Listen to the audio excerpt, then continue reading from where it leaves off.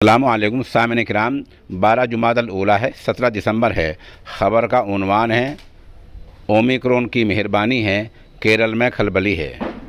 हुआ है कि केरल के एर्नाकुलम ज़िले में एक शख्स कोरोना के नए वेरिएंट ओमिक्रॉन से मुतासिर पाया गया। उसका टेस्ट हुआ। वो इत्तिफाक से प्रोटोकॉल तोड़कर वहाँ के बाज़ार में, मॉल में, उनमें घूम कर चला आया। अब सवाल ये है कि जितने लोग उस नौजवान के संपर्क में राब्ते में आए हैं, उन सब की टेस्टिंग कैसा हो, इसको लेकर महकमा सेहत और केरल के इंतज़ामिया के हाथ पांव फूले हुए हैं। हद ये कि वहाँ के वज़ीर को बयान देना पड़ा कि रोड मैप तय किया जाएगा, तैयार किया जाएगा कि नौजवान कहाँ कहाँ को गया है। वहाँ के CCTV कैमरे देखे जाएंगे, फिर उन लोगों को ढूंढा जाएगा।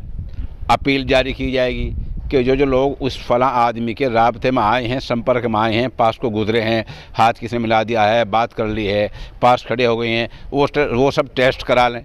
तो इस तरह एक नया हवा खड़ा हो गया है और केरल में खलबली मची हुई है। आपने समझा, आपने सुना, वो शख्स जो ओमिक्रॉन से मुतासिर पाया गया, वो प्रोटोकॉल तोड़कर, नियम कायदे तोड़कर बाज़ार में, मॉल में वहाँ घूम आया। तो जाहिर सी बात है सैकड़ों लोग राब्ते में आया होगा। तो अब वहाँ का इंतज़ामिया, प्रशासन इस बात को लेकर खलबली में है, अफरा तफरी फैली हुई है कि जो लोग राब्ते में आए हैं उनकी टेस्टिंग कैसे हो।